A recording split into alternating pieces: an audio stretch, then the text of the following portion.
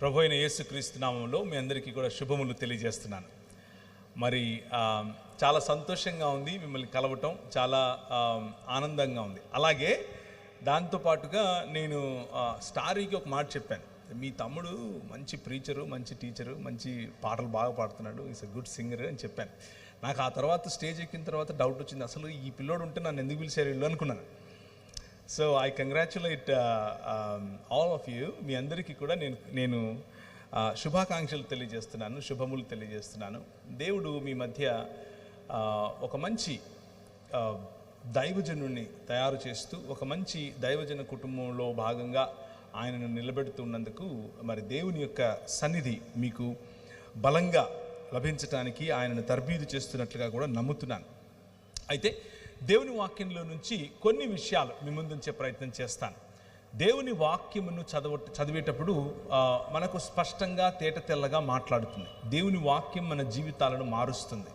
దేవుని వాక్యం మన జీవితాల్లో క్రొత్త సంగతులు నేర్పిస్తుంది.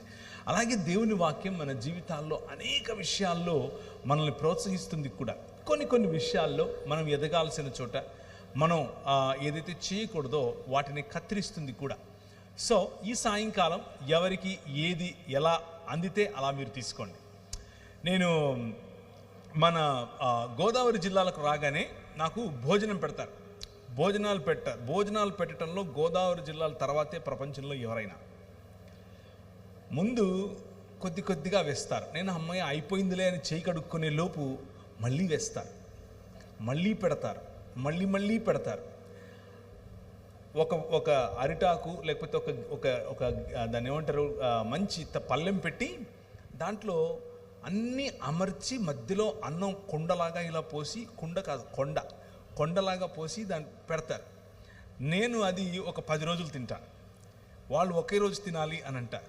ఇది ఆంధ్ర పద్ధతి. నేను హైదరాబాద్లో పుట్టాను, అంటే పుట్టలేదు, హైదరాబాద్లో ప్రస్తుతానికి ఉంటున్నాను, అక్కడ వరకు ఆపండి.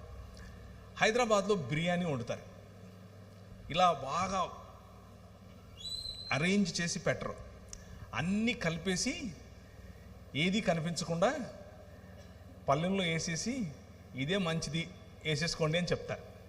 ఎవరు ముక్కలోడు ఏరుకోవాల్సిందే. సో ఈరోజు నేను చెప్పబోయే మాట బిర్యానీ లాగే ఉంటుంది. మీకు కావాల్సినవి మీరు ఏరుకోవటమే, మీకు తగిలేవి మీరు తీసుకోవటమే. మీరెవరూ నాకు తెలియదు కాబట్టి, ఆబ్వియస్గా మీ గురించి నాకు తెలియదు కాబట్టి మీకు నేను చెప్పట్లేదు, వాక్యం చెప్తున్నాను. మీకు ఏది నచ్చితే అది తీసుకోండి. కానీ నా హృదయంలో ప్రభు బలంగా నా హృదయంలో పెట్టిన మాటలు ఈరోజు చెప్తాను. నేను యాక్చువల్గా ఈరోజు మధ్యాహ్నం 2:45కు బయలుదేరితే 8:15కంతా ఇక్కడికి వచ్చాను. అంటే ఒక 6 గంటల 10 నిమిషాలు అంత సమయంలో నేను ఇక్కడికి చేరుకున్నాను. మంచిగా ప్రిపేర్ అయితే వచ్చాను. నేను ఎప్పుడు వాక్య పరిచయం చేయడానికి నాకు ప్రభు అవకాశం ఇచ్చిన మొట్టమొదటిసారి ప్రభు కోసం నిలబడి నేను వాక్యం చెప్తున్నాను అన్న కసితో మాట్లాడతాను. ఇక్కడికి వచ్చిన తర్వాత నేను ప్రిపేర్ అయినది చెప్పాలి అన్నది నాకు అలాంటి లీడింగ్ లేదు. దేవుడు నాకు అలాంటి నడిపింపు ఇవ్వటం లేదు. నా మనసులో వేరే కొన్ని అంశాలను ఉంచాడు. ఆ అంశాలనే మేము ఉంచే ప్రయత్నం చేస్తాను. ఇది స్పష్టంగా స్వచ్ఛంగా నా హృదయంలో నుంచి వస్తున్నటువంటి ఈ సంఘం కోసం, అలాగే మనందరికీ ఉపయోగపడే మాటలుగా ఉండాలి అని నేను మనస్ఫూర్తిగా ఆశిస్తున్నాను. అయితే ఒకసారి హెబ్రీయులకు రాసిన పత్రికలో నుంచి ఒక మాట చదివి ఆ తరువాత నేను ఎన్నుకున్నటువంటి పాఠ్యభాగం వైపుకు నేను వెళతాను. హెబ్రీ పత్రిక మనం గనక ఆఖరి అధ్యాయం అనగా 13వ అధ్యాయం గనక మనం చూస్తే మనకు స్పష్టమైనటువంటి కొన్ని మాటలు కనిపిస్తాయి.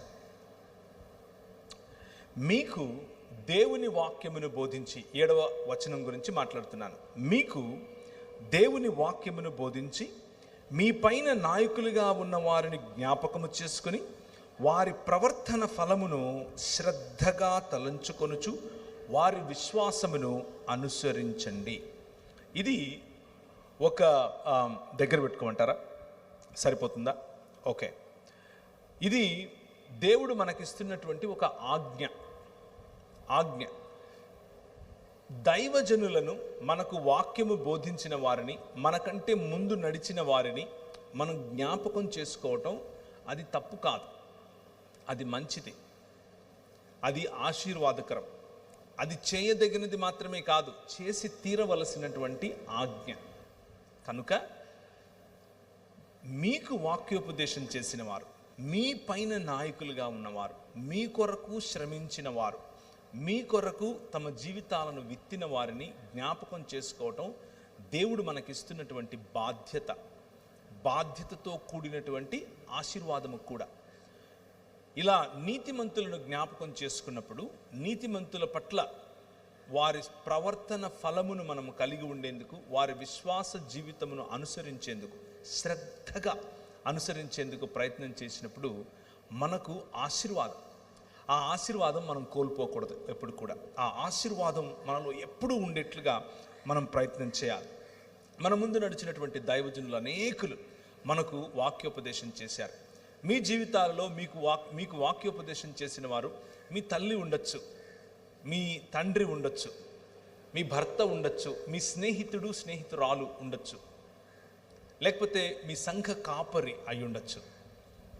సంఘ కాపరితో పాటు సంఘములో ఉన్నటువంటి పెద్దలు కావచ్చు, పిల్లలు కావచ్చు, ఎవరైనా సరే మీ జీవితాల్లో దేవుని వాక్యాన్ని గనక ఉపదేశించిన వారుగా ఉంటే, మీరు వారి ద్వారా దేవుని గురించి, దేవుని ప్రేమను గురించి, దేవుని సంకల్పాన్ని మీరు గనక అర్థం చేసుకున్న వారు ఉంటే, అది జ్ఞాపకం చేసుకోవటం, వారి విశ్వాసమును అనుసరించటం, వారి ప్రవర్తన ఫలమును శ్రద్ధగా అనుసరించటం, తెలుసుకోవటం, మననం చేయటం, ఇది ఆశీర్వాదకరమైనటువంటి పని. ఆ ఆశీర్వాదకరమైన పని మీరు చేయునట్లుగా, ధైర్యము కలిగి చేయునట్లుగా మిమ్మల్ని నేను ప్రోత్సహిస్తున్నాను. అలాగే ఆ ఆశీర్వాదము మనకిచ్చేటటువంటి దేవుడు, అనగా వాగ్దానముతో కూడినటువంటి ఆజ్ఞను ఇచ్చేటటువంటి దేవుడు మనిషిని తన స్వరూపమందు తన పోలిక చొప్పున చేశాడు. నీ పక్కన వాళ్ళకి చెప్తారా నువ్వు దేవుని పోలికలో ఉన్నావట అని? చెప్పండి, పర్వాలేదు. నువ్వు దేవుని పోలికలో ఉన్నావు అని చెప్పండి. నువ్వు దేవుని స్వరూపంలో ఉన్నావు అని చెప్పండి. కేవలం ఇక్కడున్న వారే కాదు, మైకుల ద్వారా వింటున్న వారికి కూడా ఈ మాట చెప్తున్నాను. మీరు క్రైస్తవులు అయ్యుండొచ్చు, కాకపోయి ఉండొచ్చు, వాక్యమును నమ్మిండొచ్చు, నమ్మకపోయిండొచ్చు, ప్రభు అయిన యేసు క్రీస్తును అనుసరిస్తూ ఉండొచ్చు, అనుసరించకుండా ఉండొచ్చు. అయినా కానీ మీతో కూడా నేను ఈ రాత్రి ఒక మాట చెప్తున్నాను. ఏమిటి? స్పష్టమైన మాట, దేవుని వాక్యం చెప్పే మాట ఏంటి అని అంటే, మీరు దేవుని స్వరూపములోను దేవుని పోలిక చొప్పున చేయబడినటువంటి మనుష్యులను దేవుడు తన స్వరూపమందు తన పోలిక చొప్పున చేసి 5 రకాలైనటువంటి ఆశీర్వాదముతో కూడిన వాగ్దానములను, లేకపోతే వాగ్దానముతో కూడినటువంటి బాధ్యతను ఇచ్చాడు, అధికారమును ఇచ్చాడు. బాధ్యతతో కూడిన అధికారం, వాగ్దానముతో కూడినటువంటి అధికారాన్ని ఇచ్చాడు. ఆ 5 మీ ముందుంచుతా. మొదటిది, మీరు ఫలించండి అని చెప్పాడు. రెండవది, మీరు అభివృద్ధి చెందండి అని చెప్పాడు. మూడవది, మీరు విస్తరించండి అని చెప్పాడు. నాలుగవది, ఈ భూమిని నిండించండి అని చెప్పాడు. ఐదవది చాలా ప్రాముఖ్యమైనది, దానిని ఏలండి అని చెప్పాడు. రాజులుగా ఉండండి అని చెప్పాడు. ఈ 5 కూడా దేవుడు చేసినటువంటి వాగ్దానముతో కూడినటువంటి బాధ్యత.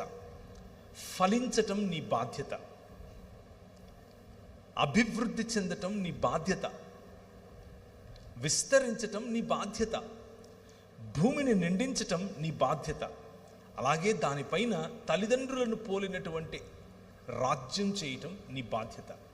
దేవుడు మనిషిని తన స్వరూపమందు తన పోలిక చొప్పున చేసి భూమి ఆకాశములు అనేటటువంటి ఒక మందిర నిర్మాణం చేసి, ఆ మందిరములో తన ప్రతినిధిగా, తన ప్రతిమగా మరియు తన ప్రతిబింబంగా ఉంచాడు. 3 పదాలు: తన ప్రతినిధిగా, తన ప్రతిమగా మరియు తన ప్రతినిధిగా లేదా ప్రతిబింబంగా ప్రాణ ప్రతిష్ఠ చేసి ఆ ఆలయంలో ఆ ప్రాణ ప్రతిష్ఠ చేసినటువంటి మనిషిని ఉంచాడు. నువ్వు ఏలు అన్నాడు. నాకు ప్రతిగా, నాకు యాజ్ ఎ రిప్రజెంటేటివ్, నా ప్రతినిధిగా, నా ప్రతిబింబముగా, అలాగే నా స్వరూపము నా పోలిక చొప్పున ఉన్నావు కాబట్టి నా ప్రతిమగా ఈ ప్రపంచాన్ని ఏలు అని చెప్పాడు. ఇది మనకి ఇవ్వబడినటువంటి బాధ్యతతో కూడినటువంటి ఆశీర్వాదం. ఆ బాధ్యతతో కూడిన ఆశీర్వాదాన్ని మీకు ఒకసారి గుర్తు చేస్తున్నాను. సంఘముగా, రూపాంతర సంఘముగా పిలువబడుతున్నటువంటి మీరు, రూపాంతర సంఘముగా ఒక చోటికి వచ్చినటువంటి మీరు, రూపాంతర సంఘముగా నిర్మించబడుతున్నటువంటి మీకు దేవుడిస్తున్నటువంటి బాధ్యతతో కూడిన వాగ్దానం ఏమిటి అనంటే, మీరు ఫలించే సంఘముగా ఉండండి, మీరు అభివృద్ధి చెందే సంఘముగా ఉండండి, మీరు విస్తరించే సంఘముగా ఉండండి, మీరు భూమిని నిండించే సంఘముగా ఉండండి, అలాగే మీరు రాజ్యమేలేటటువంటి సంఘముగా ఉండండి. ఇది దేవుని పిలుపు.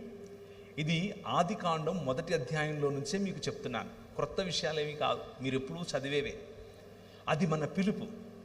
అయితే దేవుడు ఏర్పరిచినటువంటి ఈ మందిరములో, అనగా భూమి ఆకాశములు అనే ఈ మందిరములో ఏర్పరిచినటువంటి నీకు దేవుడిచ్చినటువంటి బాధ్యతను మనిషి మరిచిపోయి, మనిషి తిరస్కరించి దేవునికి దూరమయ్యాడు. దూరమైనటువంటి దేవుడు తన సొంత ఆలోచనలతో అభివృద్ధికి, ఫలితానికి, లేకపోతే ఫలానికి, విస్తరించటానికి, భూమిని నిండించటానికి మరియు రాజ్యమేలటానికి సొంత నిర్వచనాలు కట్టుకున్నాడు. దాని కారణం చేత అభివృద్ధి చెందటం అనంటే డబ్బు సంపాదించటం అనుకుంటున్నాడు. అభివృద్ధి చెందటం అనంటే ఇంకో 10 మందిని కలుపుకోవటం అనుకుంటున్నాడు. విస్తరించటం అనంటే అన్ని ఊళ్ళలో నేనే ఉండాలి అని అనుకుంటున్నాడు. భూమిని నిండించటం అనంటే భూమంతా కొనుక్కోవటం అని అనుకుంటున్నాడు, లేకపోతే సంపద సంపాదించటం అని అనుకుంటున్నాడు. రాజ్యమేలటం అనంటే అవతలి వాడి హక్కులు హరించటం అని అనుకుంటున్నాడు. కానీ ప్రభువు ఇచ్చినటువంటి ఆజ్ఞతో కూడిన ఆశీర్వాదం, బాధ్యతతో కూడినటువంటి ఈ వాగ్దానం ఏమిటి అనంటే, ఒకరికి ఉపయోగపడే విధంగా, ఒకరిని ఘనపరిచే విధంగా, ఒకరిని హెచ్చించే విధంగా, ఒకరి కొరకు ఉపయోగపడుతూ హెచ్చిస్తూ ఘనపరుస్తూ సంఘ నిర్మాణం చేసే విధంగా ఆయన ఒక క్రమాన్ని ఏర్పరచాడు.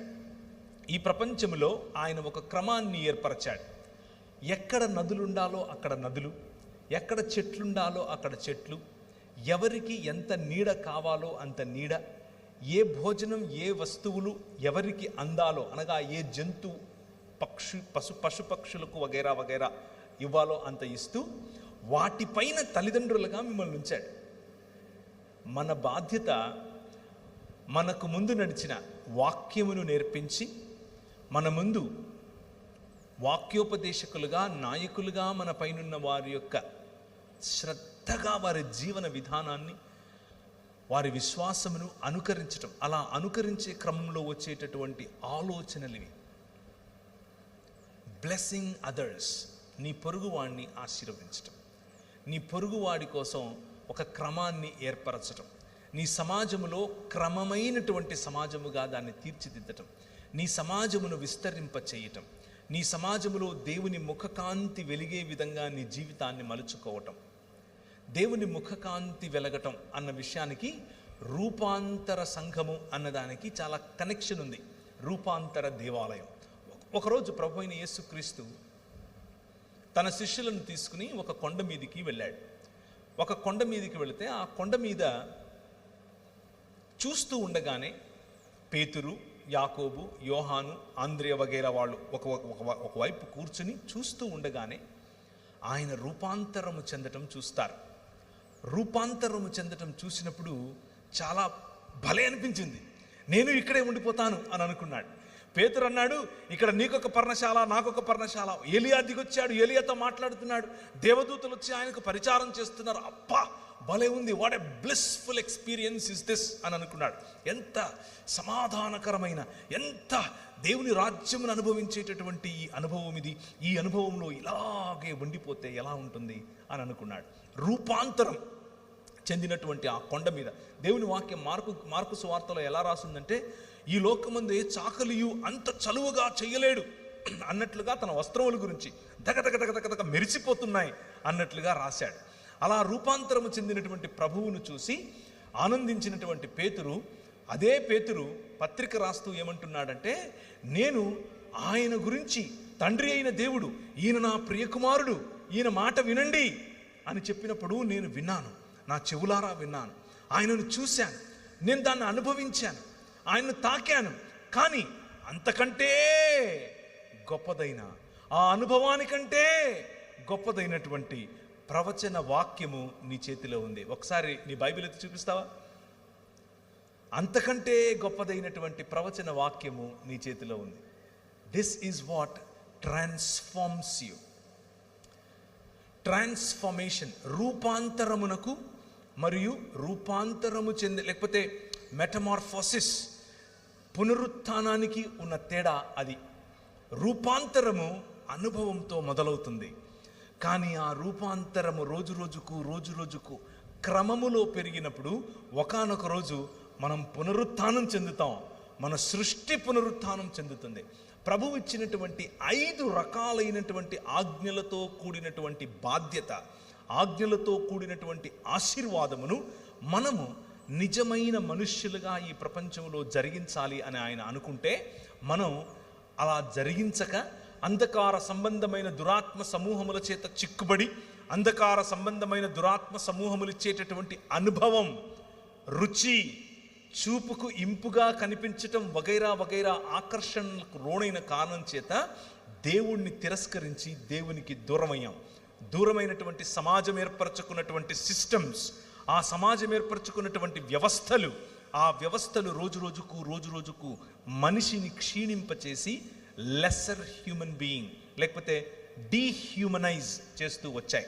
అలా డీహ్యూమనైజ్ చేస్తూ వచ్చినటువంటి ఈ ప్రపంచంలోనికి నీ చేతనున్నటువంటి ఈ వాక్యం ప్రపంచాన్ని రూపాంతరము చెందించటానికి, సమాజములను రూపాంతరము చెందించటానికి, మనుష్యులను రూపాంతరము చెందించటానికి, అనుభవాలను రూపాంతరం చెందించటానికి, సంబంధాలను రూపాంతరం చెందించటానికి మీ మధ్యకు ఆయన మీ చేతికి ఇచ్చాడు. ఈ వాక్యాన్ని మనం గమనిస్తున్నాం. అయితే ఈ వాక్యంలో ఒక చక్కటి మాట మీకు వినిపిస్తుంది. అదేమిటి అనంటే, నిత్య నిబంధన. ఈ రూపాంతరము కొరకు చేసినటువంటి నిబంధన.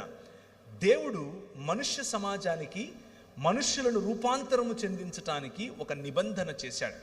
ఆ నిబంధనను 5 రకాలుగా బైబిల్ గ్రంథం మనకు చెప్తుంది.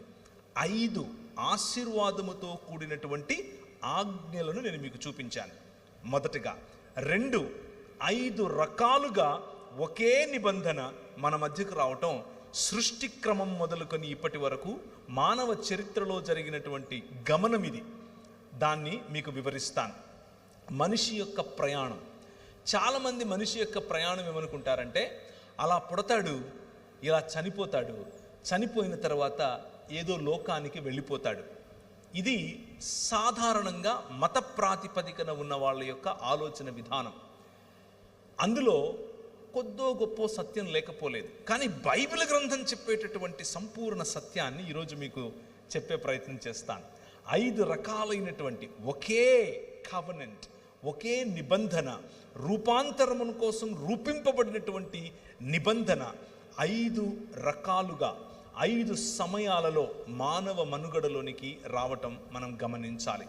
మొదటిగా ఆదికాండములోనే మనుష్యులు విస్తరించి, ఫలించి, భూమిని నిండించి, కానీ వారి ఇచ్చ చొప్పున, వారి యొక్క ప్రణాళిక చొప్పున నగర నిర్మాణం చేసుకొని సంబంధాలను కోల్పోయి, మనుష్యుల మధ్య మనుష్యులు హేట్రెడ్, మనుష్యుల మధ్య మనుష్యులు పొరపొచ్చాలు, సంబంధాలలో చేదు, మనుష్యులను కోల్పోయేటటువంటి మనుష్యులుగా తయారై స్వంత సహోదరుణ్ణి చంపిన తరువాత కయ్యను వెళ్ళి నగరాలను నిర్మించుకుంటూ ఉంటే, ఎందుకు అనంటే భద్రత కోసం. ఎవరి నుంచి భద్రత అనంటే సాటి మనిషి నుంచి భద్రత అన్నటువంటి గోడలను నిర్మించుకోవటం మొదలుపెట్టాడు మనిషి.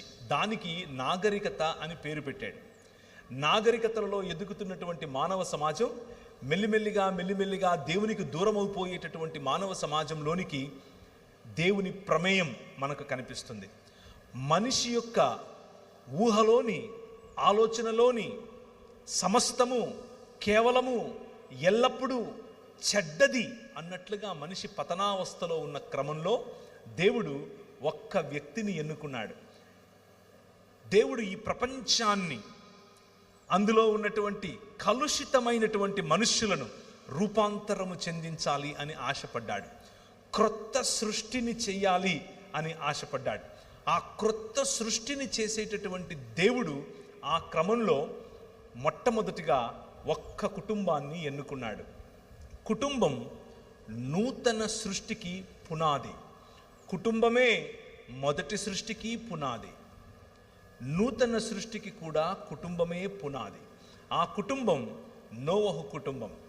నోవహు కుటుంబానికి చేసినటువంటి, నోవహు కుటుంబము ద్వారా సకల ప్రజలకు, సకల మానవాళికి చేసినటువంటి వాగ్దానం ఏమిటి అనంటే, నేను లయకారుణ్ణి కాదు, నేను నిన్ను పునరుత్థానం చెందిస్తాను, నేను నిన్ను రూపాంతరము చెందిస్తాను.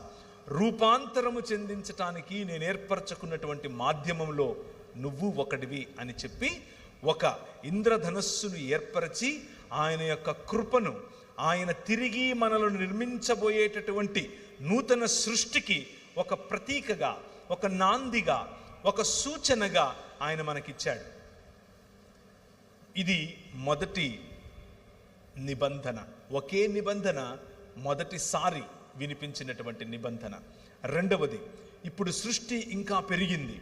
సృష్టిలో ఉన్నటువంటి మనుష్యులు మళ్ళీ సమాజాలు కట్టడం మొదలుపెట్టారు. సృష్టిలో ఉన్నటువంటి మనుషులు మళ్ళీ నాగరికతను నిర్మించడం మొదలుపెట్టారు. మెసొపొటేమియా నాగరికత అని మొదలయ్యింది. ఆ మెసొపొటేమియా నాగరికతలో ఎత్తైన గోడలు, బ్రిక్స్ చేయటం మొదలుపెట్టారు. ఇటుకలు మొట్టమొదటిసారిగా గొప్ప, లేకపోతే ఎత్తైనటువంటి గోడలు కట్టడం మొదలుపెట్టారు. వారి శిల్పకళ ముందు ఎవరూ సాటి రారు అన్నట్లుగా శిల్పకళతో నానా విధములైనటువంటి ధనం కోసం, అందం కోసం, పరువు కోసం, పరపతి కోసం, మనిషికి ఉన్నటువంటి అధికారాన్ని సూచించటం కోసం వారు వివిధమైన దేవీ దేవతలను తయారు చేసుకుని దాని ముందు సాగిలపడటం మొదలుపెట్టారు. ప్రభు అన్నాడు, నో, నేను మిమ్మల్ని తిరిగి నా వైపుకు తీసుకొచ్చుకుంటాను, రూపాంతరము చెందిస్తాను, నూతన సృష్టిగా మారుస్తాను అని చెప్పి అందులో ఇంకొక కుటుంబాన్ని ఏర్పరచుకున్నాడు. ఆ కుటుంబమే అబ్రహాము కుటుంబం. మొదట నోవహు కుటుంబానికి చేసినటువంటి వాగ్దానముతో కూడినటువంటి నిబంధన. రెండవది అబ్రహాముతో చేసినటువంటి వాగ్దానముతో కూడిన నిబంధన. ఆ అబ్రహామును బయటకు పిలిచాడు. అబ్రహామా రా అన్నాడు. ఆయన తన ఇంటి వారిని, తన ఊరిని విడిచి, తన రాజ్యమును విడిచి బయటకు వచ్చాడు. నీ ద్వారా ఒక రాజ్యాన్ని కడతాను అని అన్నాడు. ఆ రాజ్యాన్ని కట్టే క్రమంలో నీకు పిల్లలనిస్తాను అని అన్నాడు. ఈయనకు బాగా వయసుడిగిపోయింది. భార్యామణి ముసలితనంలో ఉంది. ఆమె నవ్వుకుంటోంది, నాకా పిల్లలా, నేను మళ్ళీ వస్తాను, మళ్ళీ 1 సంవత్సరానికి వచ్చే వరకు నీకు వాగ్దాన కుమారుణ్ణి ఇస్తాను అని చెప్పాడు. అయితే నీ కుమారులు, నీ పిల్లలు, నీ పిల్లల పిల్లలు, ఆ వారి పిల్లల పిల్లల పిల్లలు ఐగుప్తు దేశంలో 400 పైచిలుకు సంవత్సరాలు ఉంటారు. ఎందుకుంటారు అనంటే, ఇంకా ఈ కనాను ప్రాంత ప్రజల యొక్క పాపం పండలేదు, వారికి ఇంకా నేను సమయం ఇస్తున్నాను, ఇంకా వారు మారు మనస్సు పొందుతారేమో, ఇంకా వారు రూపాంతరం వైపుకు వస్తారేమో అని ఆశపడి చూస్తున్నాను. అంతవరకు నీ పిల్లలతో నేను ఇంకొక సమాజానికి బుద్ధి చెప్పాలి, నేను ఇంకొక సివిలైజేషన్, లేకపోతే ఇంకొక నాగరికత కొమ్ములు విరవాలి అని అన్నాడు. ఆ నాగరికత పేరే మూడవ, లేకపోతే ఆయన చేసినటువంటి 3వ నిబంధన. ఒక నిబంధనే ఇదంతా కూడా, 3వసారి చేసిన నిబంధన. ఇశ్రాయేలు తన పిల్లల పిల్లలు ఫలించారు, విస్తరించారు, భూమిని నిండించారు, అభివృద్ధి చెందారు, కానీ రాజ్యం చేయలేకపోతున్నారు. కారణం ఏమిటి అనంటే, ఈ లోక సంబంధమైనటువంటి దేవత, ఈ లోక సంబంధమైనటువంటి అంధకార సంబంధమైన దురాత్మ సమూహముల చేత చిక్కబడినటువంటి రాజ్యములో బానిసలైపోయారు. పని ఎక్కువ, పారితోషికం తక్కువ, సమయాలలో పని చేస్తున్నారు, తినటానికి ఏమీ లేదు, ఏం చేయాలో తెలియదు. వారి ఆర్తనాదాలు ప్రభువు విన్నాడు. నేను విన్నాను అని అన్నాడు. మీకు వేరే ఎవరో గుర్తొస్తూ ఉంటే అది ఇక్కడి నుంచే వచ్చింది. మీరేదో అనుకుండేరు పొరపాటున, అది ఇక్కడి నుంచే వచ్చింది. ఏదొచ్చినా నేను ఉన్నాను అని అన్నాడు. నేను ఉన్నవాడను అని చెప్పినవాడు. నేను విన్నాను అన్నాడు. వారి ఆర్తనాదాలు విన్నాను అని అన్నాడు. ఉండి అలా ఊరుకోలేదు. మూడవ మాటగా ఆయన ఒక వాగ్దాన నిబంధనను చేశాడు. ఏమిటది? మోషే ద్వారా చేశాడు. నీ ద్వారా అబ్రహాముకు చేసినటువంటి వాగ్దానం యొక్క పర్యవసానముగా ఒక రాజ్య నిర్మాణం నేను చేస్తాను. 10 రకాలైనటువంటి దేవీ దేవతల చేత ఏర్పాటు చేసుకుని 10 రకాలైనటువంటి దేవీ దేవతల చేత పరిపాలింపబడుతున్నటువంటి ఈ రాజ్యములో నుండి నా జ్యేష్ఠపుత్రుడైనటువంటి ఇశ్రాయేలు నువ్వు రా అని పిలిచాడు. నోవహు నువ్వు రా అన్నాడు. అబ్రహాము నువ్వు రా అన్నాడు. ఇశ్రాయేలు నువ్వు రా అని పిలిచాడు. అందరినీ రా అనే పిలుస్తాడు ఈయన. వచ్చేయండి అంటాడు. గద్ద రెక్కల మీద మోసుకొని వెళ్ళినట్లు వారిని మోసుకొని వెళ్ళాడు. సంవత్సరాల తరబడి వాళ్ళు విత్తాల్సిన అవసరం లేదు, కోయాల్సిన అవసరం లేదు, కట్టాల్సిన అవసరం లేదు, నాటాల్సిన అవసరం లేదు. ఇలా నోరు తెరుచుకుని పడుకుంటే పొద్దునికి మన్నా నోటు నిండుతుంది. అలా పెంచాడు. అలా పెంచితే వీళ్ళు గొనుగుడు కార్యక్రమాలు, సనుగుడు కార్యక్రమాలు మొదలుపెట్టారు. మూడవ వాగ్దానముతో కూడినటువంటి నిబంధన. ఏ ఇశ్రాయేలు ద్వారా అయితే ప్రపంచాన్ని తిరిగి ఆయన రూపాంతరము చెందించాలనుకున్నాడో ఆ ఇశ్రాయేలే ఇప్పుడు దేవుణ్ణి నువ్వు మాకొద్దు అని చెప్పింది. నెహుష్టానును నిలబెట్టుకుంది. కీయు దేవత వైపుకు పరిగెట్టింది. బయలుదేవత ఎదుట సాష్టాంగపడింది. మొలెకుకు తన పిల్లలను అర్పించింది. ప్రభు అన్నాడు, నన్ను విసర్జించావు, నువ్వు చస్తావు అన్నాడు. చావటం అనంటే ఆయన నుంచి దూరం అవటం. ఆయన చేసిన వాగ్దానముతో కూడినటువంటి ఈ ప్రతిజ్ఞ లేకపోతే కవెనెంట్, ఆ ప్రతిజ్ఞలో 2 పార్టీస్, నిబంధనలో 2 పార్టీస్. ఒక పార్టీ నువ్వు నాకొద్దు అని చెప్తా ఉంది. కానీ దేవుడు 5 రకాలైనటువంటి తన క్యారెక్టర్ వారితో చెప్తూ వచ్చాడు. ప్రవక్తలందరూ ప్రవచించినటువంటిది ఇదే. రాజుల గ్రంథంలో ప్రవచించినటువంటి మాటలు ఇవే. ఆయన లా లేకపోతే ధర్మశాస్త్రములో తనను గురించి తాను వివరించుకున్న 5 మాటలు ఇవే. మొదటిది, నేను నీ తండ్రిని, ఐ యామ్ యువర్ ఫాదర్. రెండవది, నేను నీ భర్తను, ఐ యామ్ యువర్ హస్బెండ్. ఇశ్రాయేలుతో దేవుడు చేసిన నిబంధన, ఒక తండ్రికి పిల్లలకు ఉండే నిబంధన, ఒక భార్యకు భర్తకు ఉండే నిబంధన, ఒక ప్రియురాలికి ప్రియుడికి ఉండే నిబంధన, ఐ యామ్ యువర్ లవర్, నేను నీ ప్రియుణ్ణి. నాలుగవది, తండ్రి, భర్త, ప్రియుడు, కాపరి, I am the good shepherd, నేను నిజమైన కాపరిని, మంచి కాపరిని అని చెప్పాడు. పోషించేవాడిని నేను అని చెప్పాడు. మీరు నాటని ద్రాక్ష తోటలలో తింటారు, మీరు కట్టని కోటలలో మిమ్మల్ని పడుకునేలా చేస్తాను. మీరు స్వాధీనం చేసుకునేటటువంటి దేశం మీ కత్తి చేత కాదు, నా సన్నిధి కారణము చేత, నీతిగల నా దక్షిణ హస్తము చేత మీరు స్వాధీనం చేసుకుంటారు. ఎందుకు అనంటే ఐ యామ్ యువర్ కింగ్ అని చెప్పాడు. నేను నీ రాజును అని చెప్పాడు. తండ్రిని అన్నాడు, భర్తను అన్నాడు, ప్రియుణ్ణి అన్నాడు, కాపరిని అన్నాడు, రాజును అన్నాడు. తండ్రిలా ఫలింపచేయటం, భర్తలా అభివృద్ధి చెందించటం, ప్రియుడిలా విస్తరింపచేయటం, కాపరిలా పోషింపబడటం, ఆ పోషణలో భూమిని నిండించటం, మరియు రాజులా రాజ్యం చేయటం. These are the connections. ఈ డాట్స్ని కనుక మీరు కనెక్ట్ చేస్తే బైబిల్లో ఫ్లో అయ్యేటటువంటి ఈ నరేటివ్ ఒక్కసారి గమనించండి. 5 రకాలైనటువంటి ఆశీర్వాదములు, 5 రకాలైనటువంటి వాగ్దానములు, 5 రకాలైనటువంటి రిలేషన్షిప్, సంబంధం ప్రభు మనతో చేశాడు. అయితే ఆయన చేసినటువంటి నిబంధనలో నేను మీకు 3 చెప్పాను. మోషే వరకు చెప్పాను.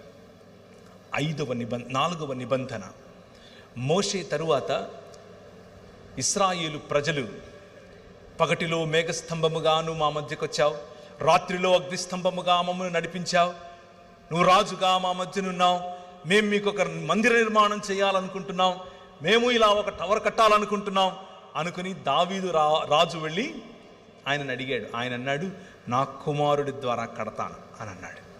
నా కుమారుడి ద్వారా కడతాను. దావీదు అనుకున్నాడు సొలొమోను కడతాడు బహుశా అని అనుకొని సొలొమోను నిజంగానే కట్టడం మొదలుపెట్టాడు. ఆయన కట్టిన తరువాత, ఆ కట్టడం పూర్తయిన తరువాత షకీనా మహిమ దిగి వచ్చింది.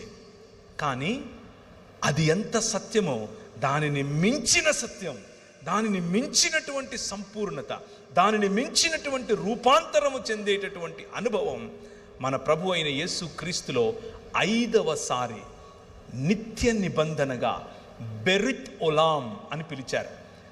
బెరిత్ ఒలాం టు నోవా, బెరిత్ ఒలాం టు అబ్రహాం, బెరిత్ ఒలాం టు ఎవరు? మోషే, బెరిత్ ఒలాం టు డేవిడిక్ కవెనెంట్ అని పిలిచారు. బెరిత్ ఒలాం in and through one and only Jesus Christ. యేసు క్రీస్తు ద్వారా మనుషులందరినీ ఐక్యపరిచేందుకు ఒక నిబంధన చేశాడు. మనుషులందరినీ రూపాంతరము చెందించటం కోసం ఒక నిబంధన చేశాడు. ఆ నిబంధనలో తిరిగి యేసు క్రీస్తులో తండ్రిగా, భర్తగా, ప్రియుడిగా, కాపరిగా మరియు రాజుగా మన మధ్యకు తనను తాను కనపరుచుకున్నాడు. This is the plan of God. ఇది దేవుని యొక్క ప్రణాళిక. ఆ ప్రణాళికలో భాగంగా మనం ఈ తాడేపల్లిగూడెంలో ఒక సంఘముగా మారాం. ఎందుకు అనంటే దానియేలు ఒకానొక సమయంలో ఒక దర్శనం చూశాడు. ఏ చేతి సహాయం లేకుండా తీయబడినటువంటి ఒక రాయిని చూశాడు. ఆ రాయి ఇంతింతై మహాపర్వతమైంది. అది మహాపర్వతమై వచ్చి ఎక్కడ పడిందో తెలుసా? తాడేపల్లిగూడెంలో పడింది. అదే మీరు. ఈ ఒక్క నిబంధన మనుషులకు తండ్రిని గుర్తు చేస్తోంది. ఈ ఒక్క నిబంధన మీ ద్వారా ప్రజలకు భర్తకు ఉండేటటువంటి లక్షణాలు గుర్తు చేస్తోంది. ఈ ఒక్క నిబంధన ప్రేమ అంటే ఏమిటో మీ ద్వారా ప్రజలకు చూపిస్తోంది. ఈ ఒక్క నిబంధన మీ ద్వారా కాపరిత్వం అంటే ఏమిటో ఈ ప్రజలకు చూపిస్తోంది. ఈ ఒక్క నిబంధన నిజమైన సుపరిపాలన, రాచరికం ఎలా ఉంటుందో ఈ ప్రపంచానికి చూపించగోరుతోంది. ఆ నిబంధనలో భాగమే ఈ సంఘం. ఈ స్థానిక సంఘంలో భాగమైనటువంటి మీరు ఐక్యత కలిగి చేయవలసినటువంటి పని ఇదే. రీసెంట్గా వచ్చినటువంటి ఒక సర్వే చెప్తాను మీకు. మెల్లిమెల్లిగా కొన్ని దేవుని వాక్యానికి సంబంధించినటువంటి అంశాలు ఓపెన్ చేసి చూద్దాం. కానీ ప్రభువు ఒకసారి కీర్తనల గ్రంథం 68వ అధ్యాయం 5-6 వచనాలు, ఎవరైనా మైక్ తీసుకుని తెలుగులో గట్టిగా చదవాలి. కీర్తనల గ్రంథం 68వ అధ్యాయం 5-6 వచనాలు. వేరెవరైనా హోషేయ గ్రంథం 14వ అధ్యాయం 3వ వచనం చదవాలి. ఎవరికైనా మైక్ ఇవ్వండి దయచేసి. మైక్లో చదివితే అందరికీ వినపడుతుంది. 2 మైకులు లేవా?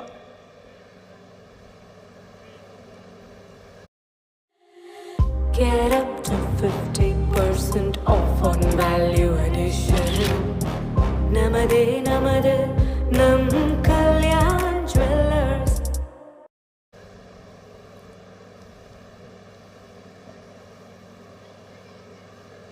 ఆలోగా తీసిన వారు చదవండి. కీర్తనల గ్రంథం 68వ అధ్యాయం 5-6 వచనాలు.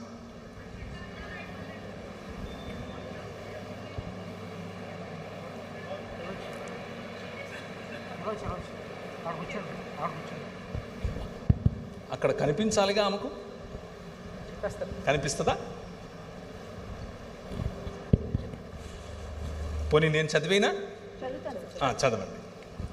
కీర్తనల గ్రంథం 68 5-6 వరకు. తన పరిశుద్ధాలయమందుండు దేవుడు తండ్రి లేని వారికి తండ్రియు, తండ్రి లేని వారికి తండ్రియు, విధవరాండ్రకు న్యాయకర్తయు అయ్యున్నాడు. దేవుడు ఏకాంగులను సంసారులుగా చేయువాడు. ఆయన బంధింపబడిన వారిని విడిపించి వారిని వర్ధిల్ల చేయువాడు. ఆయన ఇచ్చినటువంటి వాగ్దానమును, ఆయన చేసినటువంటి నిబంధన ద్వారా ఆయన వాక్యములో ఎలా చేయబోతున్నాడో స్పష్టంగా తన క్యారెక్టర్, తన నేచర్, తన స్వభావాన్ని తెలియచేస్తున్నాడు. హోషేయ గ్రంథం 14వ అధ్యాయం 3వ వచనం. హోషేయ గ్రంథం 14వ అధ్యాయం 3వ వచనం. అశ్షూరీయుల చేత రక్షణ నొందగోరము, మేమికను గుర్రములను ఎక్కము. మీరే మాకు దేవుడని మేమిక మీదట మా చేతి పనితో చెప్పము. తండ్రి లేని వారి ఎడల వాత్సల్యము చూపువాడవు నీవే కదా. చదవండి. వారు విశ్వాసఘాతకులు కాకుండా, చాలు తండ్రి లేని వారి ఎడల వాత్సల్యము చూపువాడు మన దేవుడు. కీర్తనల గ్రంథం 82:3. కీర్తనల గ్రంథం 82:3. పేదలకు తండ్రి లేని వారికి న్యాయమును తీర్చుడి. శ్రమగల వారికి దీనులకును న్యాయము తీర్చుడి. దరిద్రులను నిరుపేదలను విడిపించుడి. భక్తిహీనుల చేతిలో నుండి వారిని తప్పించుడి. చాలు. న్యాయము చేయటం, విడిపించటం, తప్పించటం, బలహీనులైన వారి పట్ల వారి పక్షంగా నిలబడటం, ఇదే మన దేవుని యొక్క స్వభావం. ఇదే ఆయన కుమారుని యొక్క స్వభావం. ఆయన కుమారుని శరీరమైనటువంటి మన స్వభావము కూడా ఇదే అయి ఉండాలి. దేవుని వాక్యము చాలా స్పష్టంగా చెబుతోంది. మనం దేవుని స్వరూపము, దేవుని పోలిక చొప్పున చేయబడ్డాం అంటే దాని అర్థం ఏమిటి అని అంటే, దేవునికి ఉన్నటువంటి గుణాతిశయములను, గుణ లక్షణములను ప్రచురించువారగుటకు ఆశ్చర్యకరమైనటువంటి వెలుగులోనికి పిలువబడిన వారు. పేతురు గ్రంథంలో చెప్పినట్లు, మనల్ని పిలిచిన వాని గుణాతిశయములను ప్రచురం చేయుటకై చీకటిలో నుండి ఆశ్చర్యకరమగు వెలుగులోనికి మిమ్మల్ని ఎలా పిలిచాడు? రాజులైన యాజక సమూహముగా పిలిచాడు. రాజులైన యాజక సమూహం చేయాల్సిన పనేమిటి? విడిపించటం, తప్పించటం, వారి పక్షమున నిలబడటం, వారికి బలమునివ్వటం, వారి తోడుగా నడవటం. అలాగే యెషయా గ్రంథం 1వ అధ్యాయం 17వ వచనం. దేవుని స్వరూపము, దేవుని పోలిక చొప్పున ఉన్నటువంటి మనుష్యులు చేయవలసినటువంటి మానవత, చూపించవలసినటువంటి మానవత, దేవుని హృదయం యొక్క గుండె చప్పుడు ఏమిటి? చదవండి 17వ వచనం. ఇశ్రాయేలు యొక్క వెలుగు అగ్నియును, అతని పరిశుద్ధ దేవుడు జ్వాలయునగును. అది అశ్షూరీయుల యొక్క బలురక్కసి చెట్లకును గత్స పొదలకును అంటుకొని ఒక్క దినమున వాటిని మృంగివేయును. 1:7. యెషయా గ్రంథం 1:7. 17. 1:7 అండి. 1వ అధ్యాయం 17వ వచనం. మీ దేశము 17. కీడు చేయుట మానుడి, మేలు చేయుట నేర్చుకోండి. న్యాయమును జాగ్రత్తగా విచారించండి. హింసింపబడే వారిని విడిపించుడి.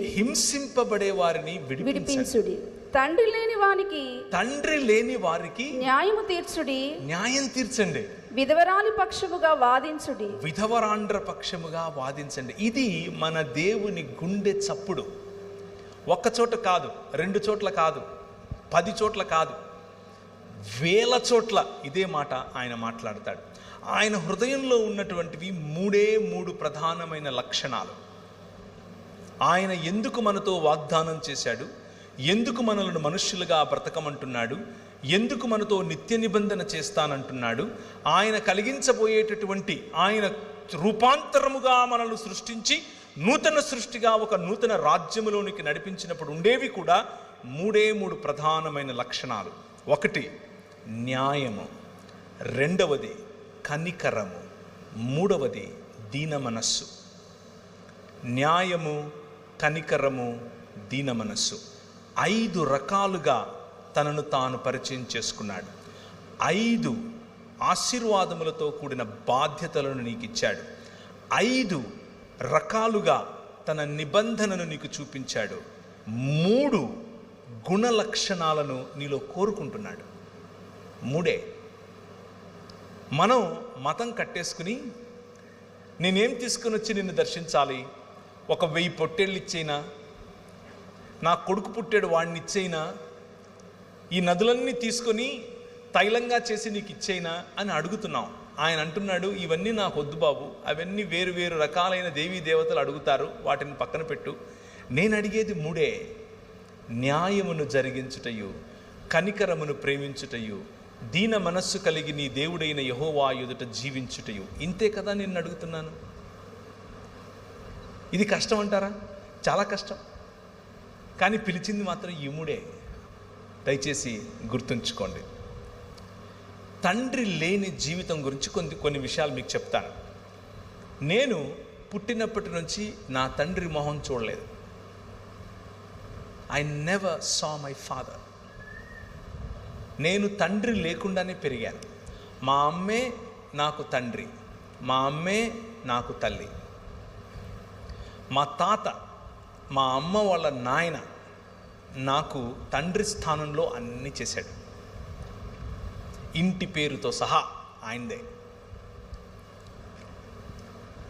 తండ్రి లేని జీవితాలు, తండ్రి లేని కుటుంబాలు ఎలా ఉంటాయి అని నేను మీకు కొన్ని విషయాలు చెప్తాను.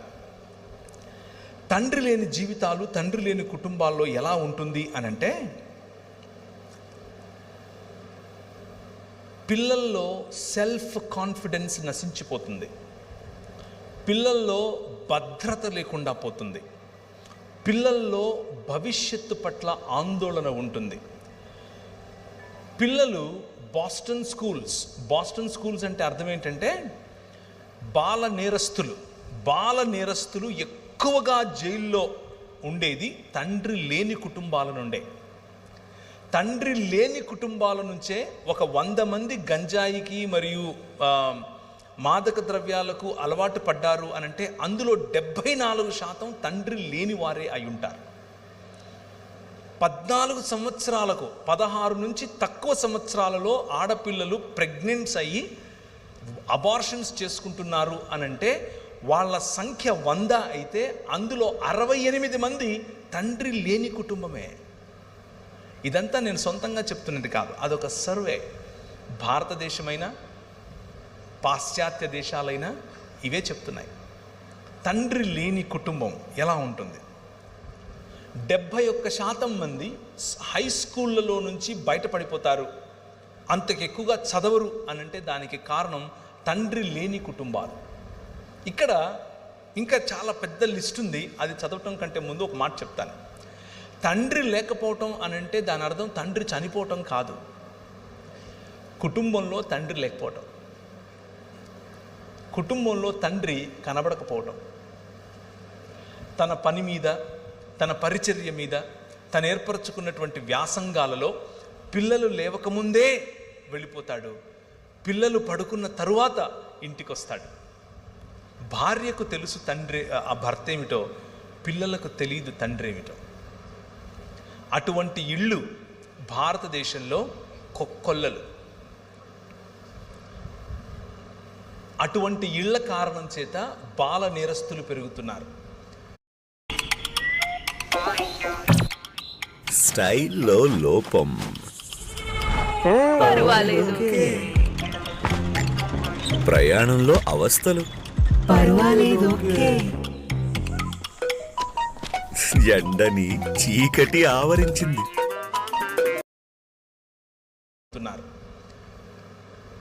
ఇలా తండ్రి అనగా అథారిటీ ఫిగర్, తండ్రి నుంచి దూరమైనటువంటి పిల్లలు 2 రకాలుగా స్పందిస్తారు. 2 రకాలుగా. మొదటిది అగ్రెసివ్, వైలెంట్ అయిపోతారు. వైలెంట్, చాలా వైలెంట్. ప్రతిదానికి తిరిగి సమాధానం చెప్పటం, ప్రతిదాన్ని ఎదిరించటం, ప్రతిదానిపైన తిరుగుబాటు చేయటం మొదటి ఎక్స్ప్రెషన్. రెండవ స్పందన లేకపోతే ప్రతిస్పందన, ఏమీ మాట్లాడరు, ఎవరితో సంబంధం పెట్టుకోరు. వారిలో వారికి ఒక ప్రపంచాన్ని నిర్మించుకొని అందులో అలా ఉండిపోతారు. తండ్రి లేని కుటుంబాలు కూర్చున్న వారిలో, అలాగే లైవ్ ద్వారా చూస్తున్న వారిలో ఈ మాట చెప్తున్నాను. పురుషులకు మీ పనుల్లో, మీ పరిచర్యల్లో, మీ వ్యాసంగంలో, మీ పిల్లల ఎదుట మీరు కనబడకుండా ఉన్నారా? This is the result that you are going to see. ఈ పర్యవసానమే మీ కుటుంబంలో చూడబోతున్నారు. పురుషుడు ఇంటికి రాకుండా ఉన్నటువంటి స్త్రీలతో మాట్లాడుతున్నాను. మీ పిల్లలు జాగ్రత్త. తండ్రి యాబ్సెంట్గా ఉన్నటువంటి కుటుంబాల్లో జరిగేటటువంటి పర్యవసానం ఇది. దీన్ని ఎందుకు ఇంత విడమర్చి చెప్తున్నాను అనంటే, నా జీవితంలో ఇది జరిగింది. మా అమ్మ మాకు కావలసినవన్నీ ఇచ్చింది, కష్టపడి మమ్మల్ని పెంచింది. కానీ తండ్రి లేని లోటు నా జీవితంలో స్పష్టంగా కనిపించింది. నేను వైలెంట్గా తయారైపోయాను. నేను ఒకడిని చంపి చచ్చిపోయాడు అనుకుని పొదల్లో పడేసి వెళ్ళిపోతే మా ఊరికి సిఐ, మా అక్క ఆ రోజుల్లో ఎస్ఐ, యాక్చువల్గా సిఐ ప్రమోషన్లో ఉంది. ఆమె వీడు బ్రతికాడు అని తెలుసుకుని వాడికి నాకు కాంప్రమైజ్ చేసి, ఇంకా ఇలా చేయొద్దు లేకపోతే జైలుకి వెళ్తామని చెప్పింది. ఆ రోజు రాత్రి తండ్రి లేని నేను, ఎప్పుడూ తండ్రి కౌగిలిని ఎరుగని నేను, తండ్రి ఇచ్చేటటువంటి వెచ్చదనాన్ని తెలుసుకొని నేను, ఏ రోజు తండ్రి యొక్క మందలింపు అంటే తండ్రి వద్ద నుంచి ఎలా ఉంటుందో నాకు తెలీదు, తండ్రి వద్ద నుంచి ప్రేమ ఎలా ఉంటుందో నాకు తెలీదు. అలాంటి ప్రేమ లేని, మందలింపు లేని, కరెక్షన్ లేని నేను ఒకరోజు ఒక స్వరం విన్నాను. అది సన్నని స్వరం. ఆ స్వరం నాకు చెబుతోంది, నువ్వు ఈ ఊరు విడిచిపెట్టి వెళ్ళిపో అని చెప్తోంది. ఈ ఊరు విడిచిపెట్టేసి నువ్వు వెళ్ళిపో అని చెప్తోంది. ఎక్కడికి వెళ్ళాలో తెలీదు. మా అమ్మకు చెప్పి వెళ్తున్నాను తిరుపతికి అని చెప్పి, మా ఊరు కడప, బ్యాగ్ తీసుకుని బస్ స్టాండ్కి వచ్చాను. తిరుపతి టికెట్ కొనబోయి హైదరాబాద్ టికెట్ కొన్నాను. ఎందుకు కొన్నానో కూడా తెలియదు. హైదరాబాద్లో ఎవరున్నారో తెలియదు. తర్వాత ఏదో తెలుసుకున్నాం, ఈరోజు ఫోన్లు ఉండేవి, ఆ రోజుల్లో ఫోన్లు ఉండేవి కావు. హైదరాబాద్లో దిగిన తర్వాత ఫలానా చోట ఫలానా వాళ్ళు, మా ఊరోళ్ళకి సంబంధించిన వాళ్ళు ఉన్నారని తెలుసుకుని ఆ రూమ్కి వెళ్ళి అక్కడ ఉండి చదువుకోవటం మొదలుపెట్టాను. తండ్రి లేకపోతే ఎలాంటి జీవితం ఉంటుందో చెప్తున్నాను మీకు. కానీ 5 రకాలైన క్వాలిటీస్ మీ ముందు ఉంచాను. ఆయన తండ్రిగాను, భర్తగాను, ప్రియుడిగాను, కాపరిగాను మరియు రాజుగాను మన మధ్యకు వచ్చాడు అని చెప్పాను. నా జీవితంలో తండ్రిగా వచ్చాడు. నా జీవితంలో దాదాపు 18-19 సంవత్సరాలున్న నేను, నూనూగు మీసాలు, లేత టీనేజ్ ప్రాయం, ఆ ప్రాయంలో ప్రభు నా దగ్గరికి వచ్చాడు. ప్రభు నాతో మాట్లాడాడు. నువ్వు ఈ లోకానికి వెలుగువు అని చెప్పాడు. తండ్రి ఇలా మాట్లాడతాడు బిడ్డల పట్ల, పిల్లల పట్ల. ఏం చెప్తాడో తెలుసా? అరే నువ్వు అచ్చం నాలాగే ఉన్నావురా అంటాడు. అచ్చం మిమ్మలా ఉన్నావురా అంటాడు. అచ్చం మా నాన్నలాగా ఉన్నావురా అంటాడు. మన పరలోక తండ్రి కూడా అలాగే అంటున్నాడు. You are in the image of God. నువ్వు దేవుని స్వరూపం, నువ్వు దేవుని పోలిక. ఎందుకంటే ఆయన నీ కన్న తండ్రి. నీ పట్ల, నీ దగ్గరికి కన్న తండ్రి ఈ మాటలు తీసుకొని వస్తున్నాడు. నువ్వు మైకిల్ ద్వారా ఒకవేళ వింటూ ఉంటే, నా జీవితం లాంటిదే ఒకవేళ నీ జీవితం అయితే, ఈ ప్రాంగణంలో కూర్చున్నా పర్వాలేదు. తండ్రి ఎరుగనటువంటి జీవితం నీదైతే, రెబెలియస్గా నువ్వు తిరుగుతున్నావా? హద్దు ఆపు లేకుండా నువ్వు తిరుగుతున్నావా? నీ పర్సనల్, నీ వ్యక్తిగత జీవితంలో అందరి ముందు బాగున్నావు, ఎవ్రీథింగ్ ఈజ్ గ్రేట్, చాలా బాగుంది, సూపర్, నవ్వుంది మొహంలో, కానీ లోపల ఏదో తెలియని లావా ఉబుకుతోందా? లోపల ఏదో తెలియని ఒంటరితనం ఉందా? నన్ను కూడా ఇలా కౌగిలించుకుని ఒకరు ముద్దాడితే ఇంత బాగుంటుంది అన్న ఫీలింగ్లో నువ్వు ఉన్నావా? అమ్మాయిలైనా అబ్బాయిలైనా, మీ వయసు 50 అయినా 20 అయినా, అందరిలో ఉండే ఫీలింగ్ ఇది. తండ్రి, మా నాన్న కావాలి, మా నాన్న మాట్లాడితే ఎలా ఉంటుంది, మా నాన్న నన్ను టచ్ చేస్తే ఎంత బాగుండేది, మా నాన్న నన్ను కౌగిలించుకుంటే ఎలా బాగుండేది. ఈ పరలోకపు తండ్రి ఈరోజు రాత్రి నీతో మాట్లాడుతున్నాడు.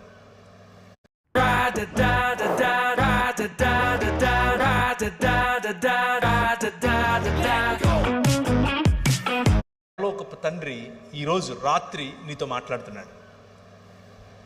I am your father. నేనే నీ తండ్రిని.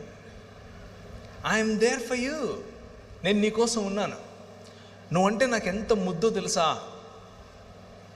నిన్ను చూడకుండా ఒక్కరోజు కూడా ఉండలేను నేను. నువ్వు మాట్లాడుతుంటే నాకు అదేదో వైలెన్స్ వచ్చినట్లు ఉంటుంది. That's how your God feels about you. నీ పట్ల నీ తండ్రికి ఉండేటటువంటి హృదయం ఇది. ఎంతగా నిన్ను ప్రేమిస్తాడంటే నీ తండ్రి, నీకోసం చచ్చిపోయేంతగా చెబుతారు ఈ లోకంలో ఉన్న తండ్రులు, కానీ మా నాన్న చేసి చూపించాడు. వచ్చి మనందరినీ మళ్ళీ ఒక్క కుటుంబంగా చేయటం కోసం తన శరీరాన్ని విరిచాడు.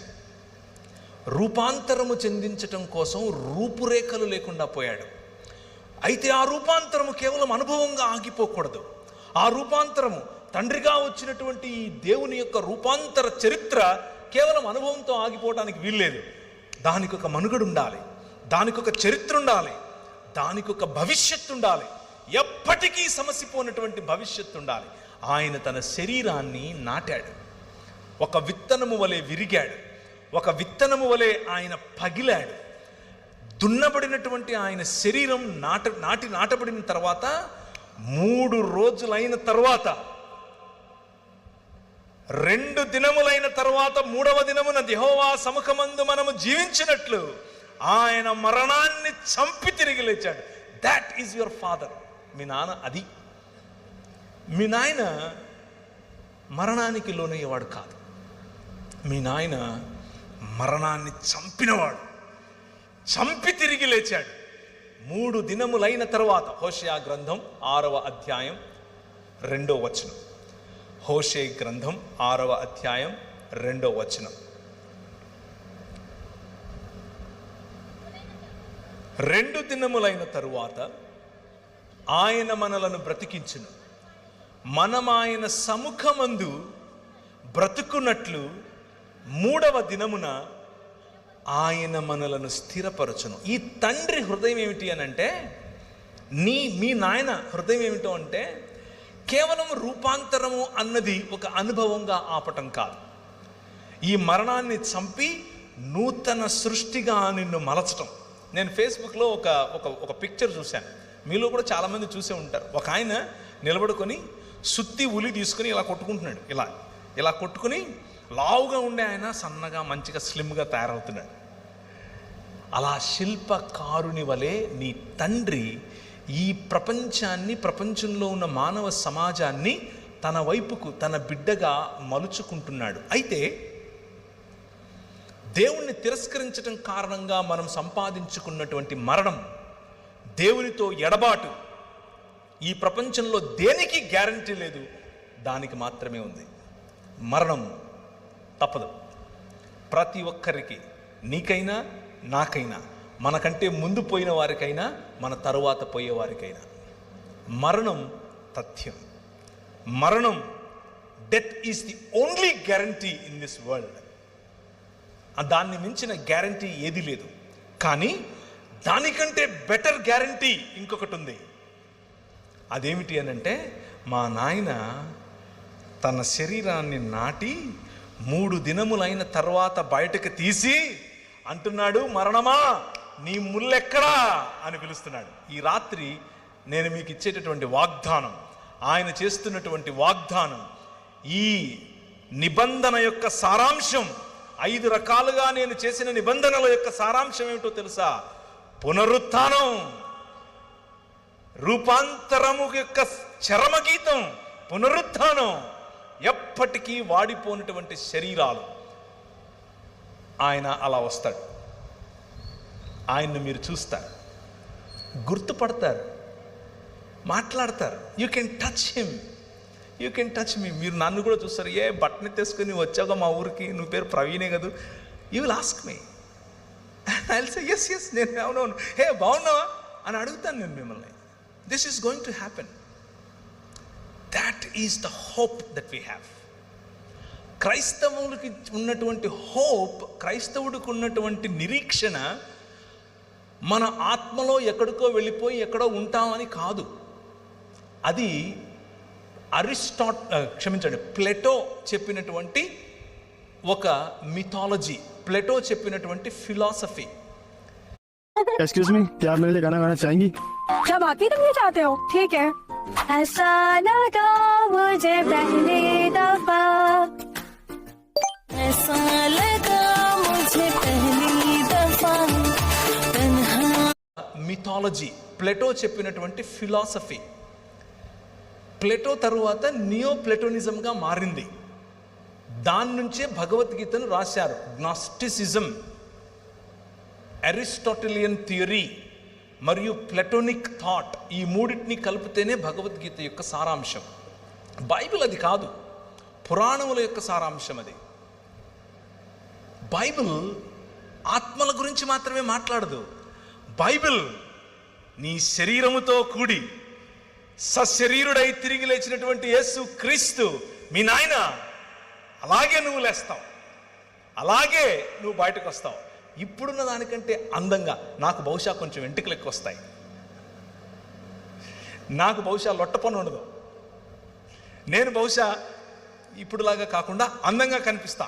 ఇప్పుడు కేవలం నా భార్యకే అందంగా కనిపిస్తా. That is you going to be your future. అది నీ ఫ్యూచర్. నీకు అర్థమవుతుందా మీ నాయన ఏం చేస్తున్నాడు? Now can you read Ephesians chapter, ఎఫెసీయులకు రాసిన పత్రిక 1వ అధ్యాయం 10వ వచనం. ఆయనకు ఒక సంకల్పం ఉంది. ఆ సంకల్పాన్ని మీకు గుర్తు చేయాలనుకుంటున్నాను. మీ నాన్న ఏం చేస్తున్నాడు అనేది మీకు గుర్తు చేసి ముగిస్తాను. ఆయన ఏం చేస్తున్నాడు అని అంటే, చదవండి. ఈ సంకల్పమును బట్టి దేవునికి ఒక సంకల్పం ఉంది. ఆ సంకల్పాన్ని బట్టి ఆయన పరలోకమందున్నవే గాని భూమి మీద ఉన్నవే గాని సమస్తాన్ని క్రీస్తునందు ఏకంగా సమకూర్చాలని తనలో తాను నిర్ణయించుకున్నాడు. ఆయన నిర్ణయం, ఆయన సంకల్పం భూమి ఆకాశములను కలపటం. నిన్ను ఇక్కడి నుంచి తీసుకెళ్ళిపోయి ఎక్కడో పెట్టడం కాదు. అది మతం. నిన్ను ఇక్కడి నుంచి తీసుకెళ్ళిపోయి ఎక్కడో పెట్టడం మతం, ఫిలాసఫీ. ఆయన ప్రణాళిక, ఆయన సంకల్పం వేరు. ఆయన సంకల్పం ఏమిటి అనంటే భూమి ఆకాశములను కలపటం. దేవుని సన్నిధిలో మనుష్యులు బ్రతుకున్నట్లు, ఆయన మనతో కాపురముండునట్లు మనుష్యుని యొక్క ప్రయాణం 3 దిశలుగా వెళుతోంది. మనం చచ్చిపోయి ఎక్కడికో వెళ్ళేది కాదు మన ప్రయాణం. మన ప్రయాణం తోటలో మొదలైంది. ఆయన ఇచ్చినటువంటి వాగ్దానంతో కూడిన ఆశీర్వాదంతో మొదలైంది. ఆ తోటలో ఉన్నటువంటి ప్రయాణం అరణ్యము గుండా వెళుతోంది, నగరాల గుండా వెళుతోంది, దేవుని రాజ్యము గుండా వెళుతోంది. ఆ రాజ్యములో దేవుని సన్నిధి, ఆ రాజ్యములో దేవుని ఐక్యత, ఆ రాజ్యంలో మనుషులందరినీ ఐక్యపరిచేటటువంటి ఆయన చేసిన నిబంధన చివరకు దేవుని రాజ్యము సంపూర్ణముగా ఇంకొక నగరంగా మారబోతుంది. ఏంటా నగరం? తన భర్త కొరకు అలంకరింపబడినటువంటి పెండ్లి కుమార్తె వలె నూతన యెరూషలేము అలంకరింపబడి భూమి మీదికి దిగి రాబోతోంది. ఆ నగరంలో మనం నివాసం చేయబోతున్నాం. ఆ నగరంలో దేవుడు మనతో కాపురం ఉండబోతున్నాడు. ఆయన సన్నిధిలో, ఆయన ముఖ కాంతిలో మనం ఉండబోతున్నాం. భూమి ఆకాశములు ఐక్యపరచబడి నూతనాకాశము నూతన భూమి అనేటటువంటి దేవుని నూతన సృష్టిలో మనం ఉండబోతున్నాం. ఇది మన ముందు నడిచిన వారు, మనకు వాక్యోపదేశం చేసిన వారు నేర్పినటువంటి సత్యం. అర్థమవుతుందా? The reality, the truth of Bible is God coming and dwelling with us. దేవుడు వచ్చి మన మధ్య నివాసం చేయటం, మనం ఇక్కడి నుంచి ఎక్కడికో వెళ్ళిపోవటం కాదు. దేవుడు వచ్చి మన మధ్య నివాసం చేస్తాడు. ఆ నూతన సృష్టిలో తండ్రి లేని నువ్వు తండ్రిని కనుగొంటావు. హల్లెలూయా. నాకు నిజమైన తండ్రి కనిపిస్తాడు. నా నిజమైన తండ్రి దగ్గరికి వెళ్ళి నేను హత్తుకుంటాను. ఆయన నా కన్నుల ప్రతి బాష్ప బిందువును తుడిచేస్తాడు. That is what your God is doing. That is what your father is doing. నీ తండ్రి చేసేటటువంటి పని అది. నీ తండ్రి నీకు ఇచ్చినటువంటి మాట నెరవేర్చుకునే తండ్రి. ఈ దేవుని రాజ్యం అనేటటువంటి దర్శనం చూసి దానియేలు చెప్పినటువంటి ఆ ఇంతై మహాపర్వతమైనటువంటి ఆ రాయి వచ్చి ఈ ఊర్లో పడితే ఒక సమాజముగా స్త్రీ అని పురుషుడని తేడా లేకుండా, గ్రీకు దేశస్థుడని యూదుడని తేడా లేకుండా, దాసుడని యజమాని అని తేడా లేకుండా అందరూ కలిసి ఒక్కటిగా ఒక్క శరీరముగా మారుతున్నారే, దీనినే రూపాంతరం అని పిలుస్తారు. ఈ రూపాంతరం ఇంతటితో ఆగదు. ఈ రూపాంతరం ఒక నూతన యెరూషలేము అనే పట్టణంలోనికి వెళ్ళిన తర్వాత ముగుస్తుంది. ఆ పట్టణంలోనికి మనం వెళ్ళబోతున్నాం. ఆ పట్టణంలో మనకంటే ముందు నిద్రించినటువంటి పరిశుద్ధులు కూడా ఉంటారు. మనకంటే ముందు నిద్రించినటువంటి, ఒకవేళ నీ భర్త నిద్రించి ఉంటే నువ్వు ఆయన చూస్తావు. ఒకవేళ నీ భార్య నిద్రించి ఉంటే నువ్వు ఆమెను చూస్తావు. బ్రతికి ఉన్న మనం వెళ్ళి వారిని స్వాగతించి తీసుకుని వస్తాం. రాజు, the king of this world వస్తాడు. ఆయన ఆల్రెడీ వచ్చేశాడు. తన రాజ్యాన్ని స్థాపించాడు. ఆ రాజ్యంలో భాగంగా నువ్వు ఉంటున్నావు. మళ్ళీ ఇంకొకసారి సంపూర్ణమైనటువంటి రూపాంతరము చెందిన తర్వాత, మెటమార్ఫోసిస్ కంప్లీట్ అయిపోయిన తర్వాత, నూతన సృష్టిగా మార్చబడిన తర్వాత ఆయన నీకు ఫలించే అధికారముతో కూడిన బాధ్యత, అభివృద్ధి చెందే అధికారముతో కూడిన బాధ్యత, విస్తరించే అధికారముతో కూడిన బాధ్యత, భూమిని నిండించే అధికారముతో కూడిన బాధ్యత, ఆయనతో కలిసి రాజ్యమేలే బాధ్యత నీకు ఇవ్వబోతున్నాడు. దాట్ ఈజ్ నిత్య నిబంధన. అదే నిత్య నిబంధన అంటే, అదే బెరిత్ ఒలాం అనంటే. మనలను దూరం చేస్తున్నటువంటి మరణం, మనిషికి దూరం చేస్తున్నటువంటి మరణం, మనిషిని కుటుంబానికి దూరం చేస్తున్నటువంటి మరణం, మనిషిని సంఘానికి దూరం చేస్తున్న మరణం, మనిషిని సమాజానికి దూరం చేస్తున్న మరణాన్ని ఆయన చంపేశాడు.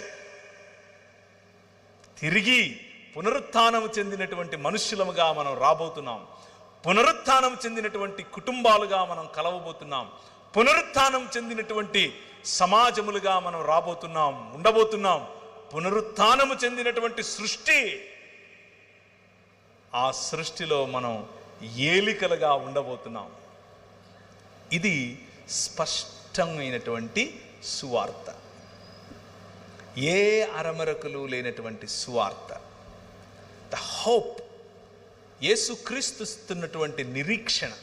యేసుక్రీస్తు మీ మనసుల్లో ఉంచుతున్నటువంటి నిరీక్షణ ఏమిటి అనంటే, నేను క్రీస్తును పోలినట్లుగా రూపాంతరము చెందిపోతాను.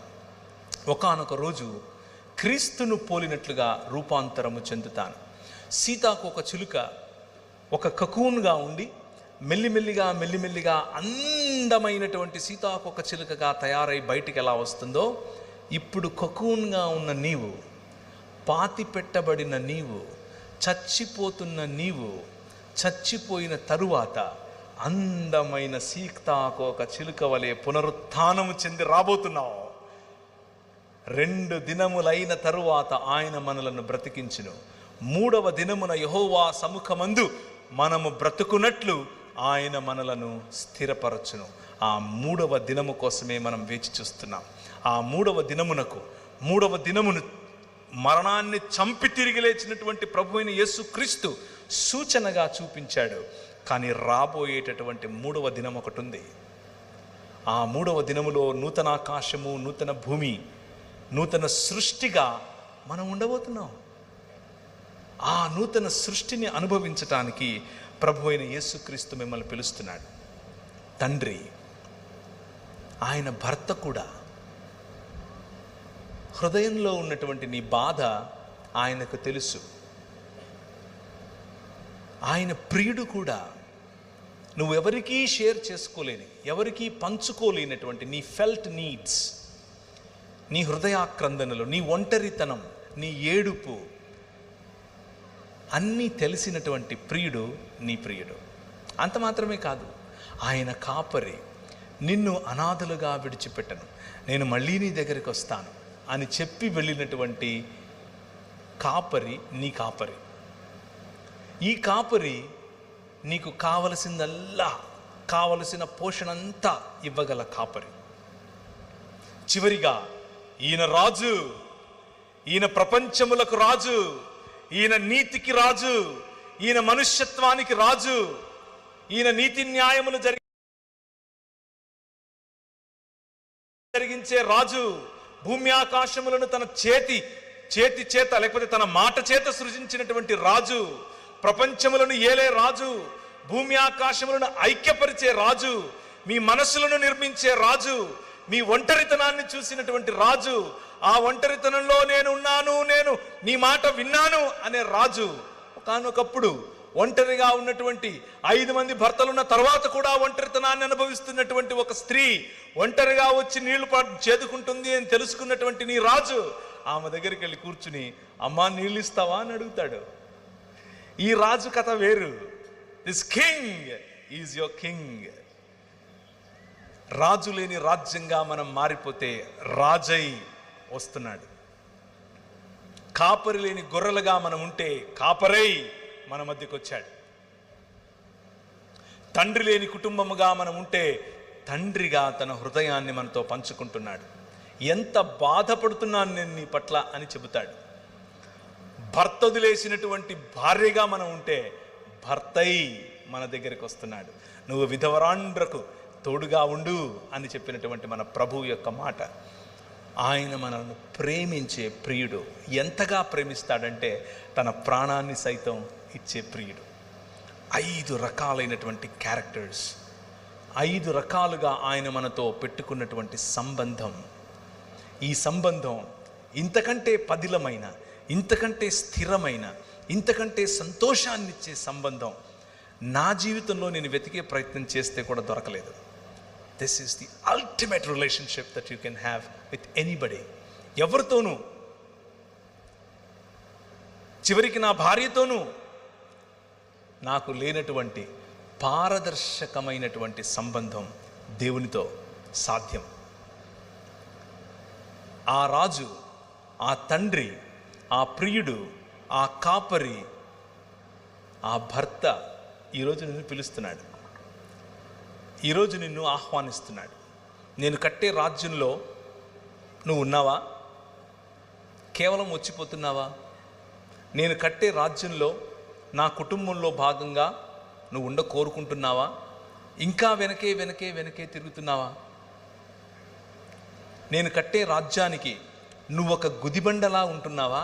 లేక ఫ్రీడమ్, స్వాతంత్రం కోరుకుని ఈ ప్రపంచంలో మీ నాయన ప్రపంచం ఇది అని సీతాకోక చిలుక వలె ఎగిరే స్వాతంత్రంలో బ్రతుకుతున్నావా? ఈ రాత్రి పరిశుద్ధాత్మ దేవుడు నీతో మాట్లాడుతున్నాడు. If you are rebellious in your nature, తిరుగుబాటు నీ హృదయంలో ఉంటే ఎక్కడో నీ తండ్రి ప్రేమను నువ్వు కోరుకుంటున్నావేమో. నీకంతకు నువ్వు ఒక షెల్ నిర్మించుకొని ఎవరితో పంచుకోకుండా నువ్వు ఒంటరిగా బ్రతుకుతూ ఉన్నావా? ఆ షెల్ పగలగొట్టడానికి ప్రభువు సిద్ధంగా ఉన్నాడు, తడుతున్నాడు. దాన్ని పగలగొట్టి చూడు, నువ్వు సీతాకోక చిలుక అవుతావు. నీతో సంబంధం, నీతో ప్రేమగా మాట్లాడటానికి, నిన్ను ప్రోత్సహించటానికి, నీకు బలం ఇవ్వటానికి, నీకు ఆర్థికంగాను అలాగే అన్ని కోణాలలో నిన్ను బలపరచటానికి ఆయన సిద్ధం. అంత మాత్రమే కాదు, ఈ తండ్రి నీ హృదయాక్రందనను మాత్రమే కాదు, నీ శరీరంలో ఉన్న బలహీనతను కూడా చూస్తున్నాడు. స్వస్థపరచటానికి సిద్ధంగా ఉన్నాడు. ఈ రాత్రి ఆయన స్వస్థపరుస్తాడు.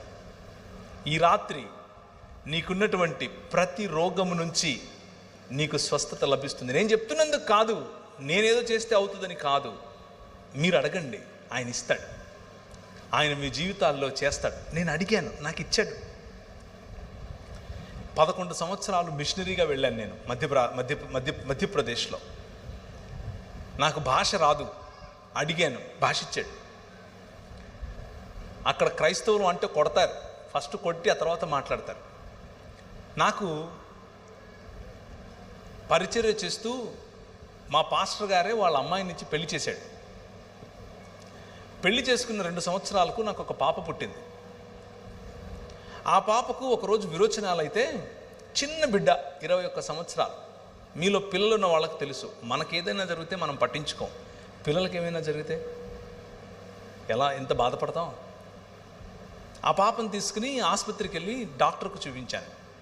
చూపిస్తే డాక్టర్ అంది, విరోచనాలు పెద్ద కష్టమేం కాదు, నేను మందిస్తాను, అయిపోద్ది, కాకపోతే నువ్వు వెళ్ళి ఒకసారి 2D ఎకో చెయ్యి అని చెప్పింది. ఏం చేయమంది? 2D echo. ఎందుకబ్బా ఏమో 2D ఎకో ఉంటుంది అని. ఏమైంది చెప్పండి మేడం అన్నాను. ఏమీ లేదు, ఈమెకు టెట్రాలజీ ఆఫ్ ఫాలో అనే గుండెకు ఉండేటటువంటి ఒక ఇబ్బంది ఉంది అని చెప్పింది. టెట్రాలజీ ఆఫ్ ఫాలో అంటే నాకు గ్రీకు హిబ్రూలాగా వినిపించింది. ఏంటబ్బా ఇది అని అనుకున్నాను. తర్వాత ఆమె నాకు అర్థమవడం కోసం ఏం చెప్పిందంటే, నువ్వు గీతాంజలి సినిమా చూసావా అని అనింది. చూశానన్నాను. అందులో హీరోయిన్కు ఉందే అదే నీ బిడ్డకు ఉంది అని చెప్పింది. అంటే నీ బిడ్డ బతకదు అని చెప్పింది, నీ బిడ్డకు కరెక్షన్ లేదు అని చెప్పింది. కానీ ట్రై చేద్దులే అని ఉపశమనం కూడా ఇచ్చింది. నేను బయటకు వచ్చాను. అప్పటికే ఇండియాలో 38th ర్యాంక్, పెద్ద కాలేజ్ ఏం కాదు కానీ 38వ ర్యాంక్ ఉండే కాలేజీలో నేను MBA చేశాను. మంచి ఉద్యోగం, మంచి పరిచర్య, బిలాల, కోర్కు, గోండు, ముస్లింలు ఇలాంటి అనేకుల మధ్యలో నేను పరిచర్య చేస్తున్నాను, దేవుని కోసం నిలబడుతున్నాను. కానీ నా బిడ్డకి ఇలా అయింది. కారు వేసుకుని, డొక్కు కారు ఒకటి ఉండేది, చిన్న జీతం, డొక్కు కారు. నేను నా భార్య నా బిడ్డను తీసుకుని బయటకు వచ్చాను. బండి తోలుతున్నాను, నా వల్ల కావట్లేదు, ప్రెషర్ కుక్కర్ పగిలిపోతుంది. బండి ఆపి బయటకు వచ్చి గట్టిగా అరుస్తున్నాను. వాయ్, ఎందుకు? నాకెందుకు? నాకే ఎందుకు? నా బిడ్డకే ఎందుకు? ఇన్నేళ్ళు నేను కష్టపడ్డానే నీకోసం, ఇన్నేళ్ళు నేను నా ఇల్లు విడిచిపెట్టొచ్చానే, ఉత్తర భారతదేశంలో నీకోసం తన్నించుకోవాలా నేను, నువ్వేమో నా బిడ్డకు గుండెలో చిల్లు పెడతావా అని దేవునితో కొట్లాడటం మొదలుపెట్టాను. 2 సంవత్సరాలు, ఇంకా ఎక్కువే చెప్పాలంటే, కొట్లాడుతూ వచ్చాను. వాక్యం చెప్తున్నాను, చిరునవ్వు ఉంది, అన్నీ చేస్తున్నాను, అమెరికాకి వెళ్తున్నాను, అక్కడ వాక్యం చెప్తున్నాను, ఇక్కడికి వస్తే ఇక్కడ వాక్యం కానీ మనసులో ఒక పోరాటం, దేవునితో పోరాటం. ప్రభువు నన్ను ఒక ప్రశ్న వేశాడు. ఒరే, నువ్వు ఎంతకాలం బతుకుతావురా అన్నాడు. వేసుకో, ఒక 80-90 వేసుకో, దాని తర్వాత ఈమె నీ బిడ్డ కాదు, నువ్వు చచ్చిపోతావు. కానీ నాకు జీవితాంతం బిడ్డ. ఈ జీవితమే కాదు, నూతన సృష్టిలో కూడా బిడ్డ. అది నా ప్రేమకు నీ ప్రేమకు తేడా, టెన్షన్ పడకొని చెప్పాడు. వెతికితే ఒక మంచి డాక్టర్ బెంగళూరులో దొరికితే ఆయన దగ్గరికి వెళ్ళి కరెక్షన్ చేయించాను. ఆ అమ్మాయికి 1.5 సంవత్సరం 2 ఏళ్ళు ఉండగానే కరెక్షన్ చేయించాను. కంప్లీట్గా హీల్ చేశాడు దేవుడు, కంప్లీట్గా.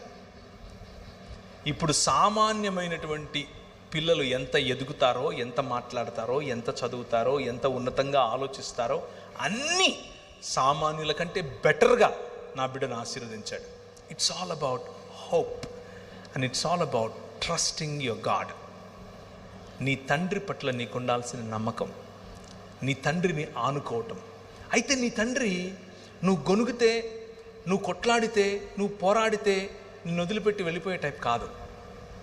నీకు ఆ హక్కు ఇచ్చాడు, నీకు ఆ హక్కు ఇచ్చాడు. నువ్వు నీ ఒంటరితనంలో, నీ బలహీనతలో, నీ రోగంలో ఆయనతో పోరాడు. ఆయన అడుగు, ఎందుకు ఇలా అవుతుంది నాకు అని అడుగు. సమాధానం ఆయనే ఇస్తాడు. నాకే ఎందుకు, నా కుటుంబానికే ఎందుకు, నా సంఘానికి ఎందుకు ఇలా అవుతుంది, మా సమాజానికి ఎందుకు ఇలా అవుతుంది? సమాధానం ఆయనే ఇస్తాడు. Wait and see. ఊరకనే ఉండి యెహోవా ఇచ్చే రక్షణను చూడు అంటాడు. ఊరకనే జస్ట్ నిలబడి చూడంతే. నా పనులు, నా సంకల్పం, నా తీర్మానాలు, నేను చేసే పనులు నీకు అందవు. నీ ఆలోచన ఎక్కడ ఆగుతుందో దాని నుంచి ఒక 20 కిలోమీటర్ల తర్వాత నాది మొదలవుతుంది అంటాడు. నేను చూడలేదు నా భవిష్యత్తు ఇలా ఉంటుందని, కానీ ప్రభు చూశాడు. నా పోరాటంలో నాకు నేర్పిన పాఠాలు, నా పోరాటంలో నన్ను నిలబెట్టిన పద్ధతి, నా పోరాటంలో నన్ను ఆశీర్వదించిన విధానం ఇంత అంతా కాదు. ఎక్కడో మారుమూల గ్రామంలో ఏ నక్సలైట్గానో, రాడికల్గానో, రౌడీగానో బతకాల్సిన నన్ను ఆయన హెచ్చించాడు. ఆయన నిజంగానే లోకమునకు వెలుగు అని ఆయన చేసిన వాగ్దానముతో కూడిన ప్రమాణాన్ని నెరవేరుస్తున్నాడు. It is possible with you. నీ జీవితంలో కూడా అది సాధ్యం. ముఖ్యంగా యువకులు, మైకిల్ ద్వారా వింటూ ఉన్న, లైవ్ ద్వారా వింటూ ఉన్న యువకులకు, యువతులకు ఈ మాట చెప్తున్నాను. మీ లైఫ్లో ఇప్పుడు మీరున్నటువంటి స్టేజ్లో మీకు చాలా క్వశ్చన్స్ ఉంటాయి, మీకు చాలా ప్రశ్నలు ఉంటాయి, చాలా పోరాటం ఉంటుంది, కంపారిజన్ ఎక్కువ ఉంటుంది. పక్కనోళ్ళు కంపేర్ చేస్తారు, మిమ్మల్ని మీరు చేసుకుంటారు.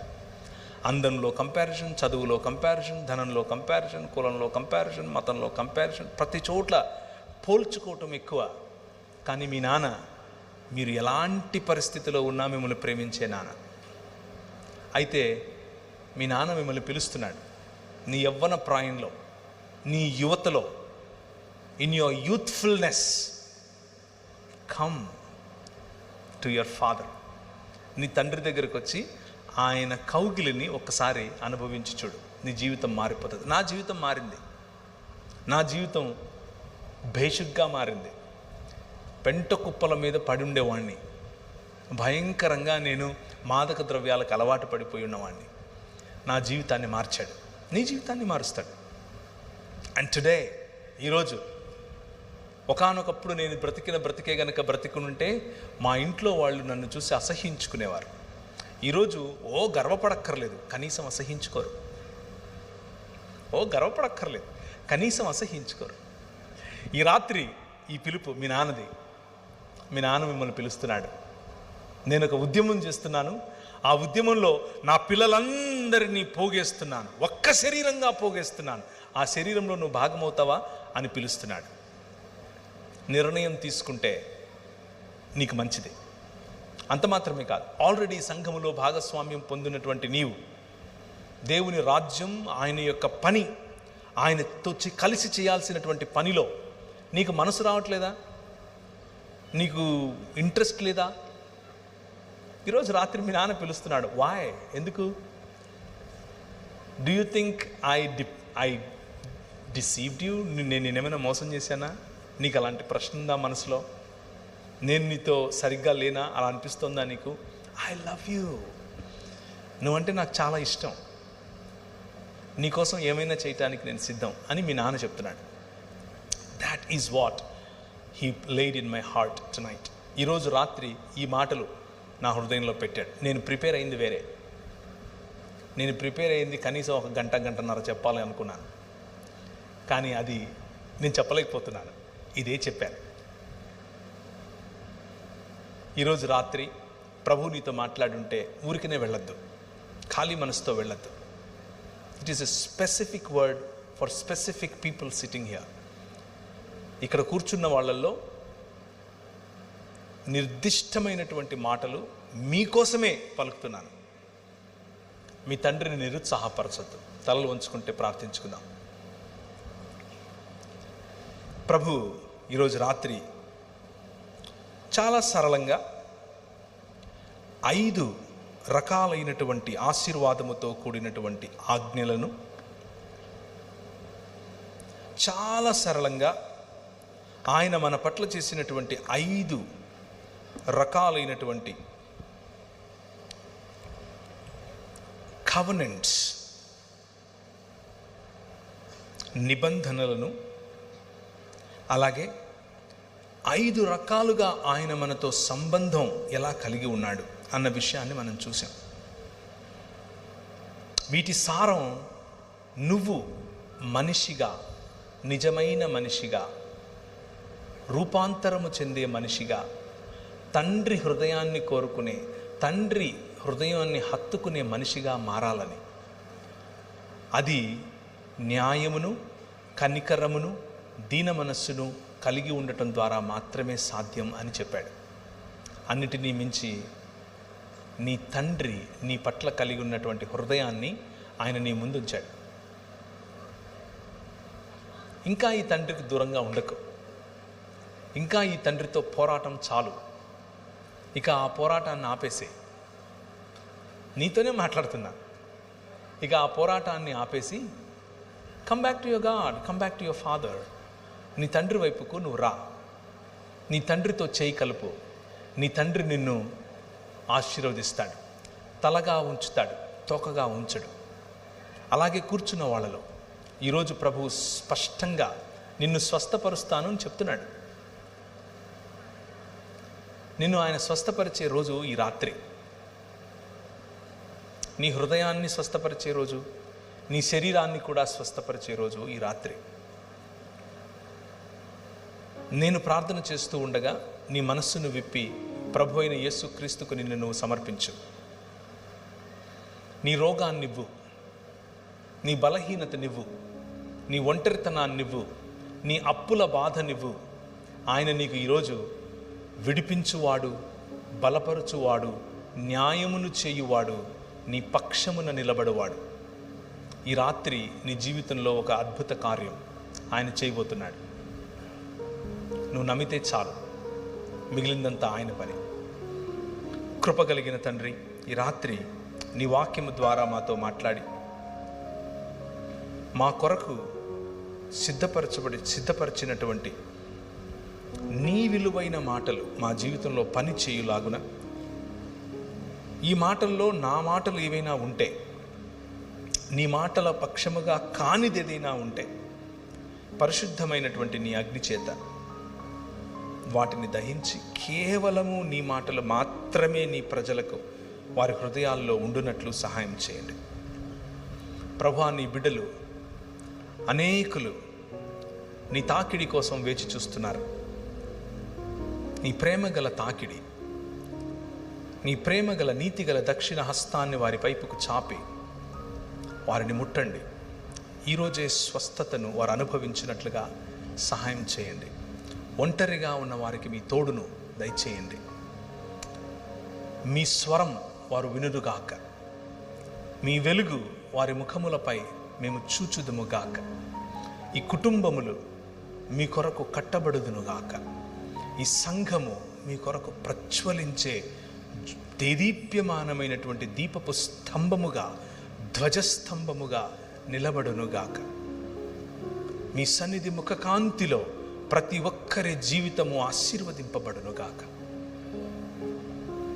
మీకే సకల స్తుతి, మహిమ, ఘనత, ప్రభావాలు చెల్లిస్తూ చిన్న ప్రార్థన యేసు నామమున సమర్పిస్తున్నాం తండ్రి. ఆమెన్.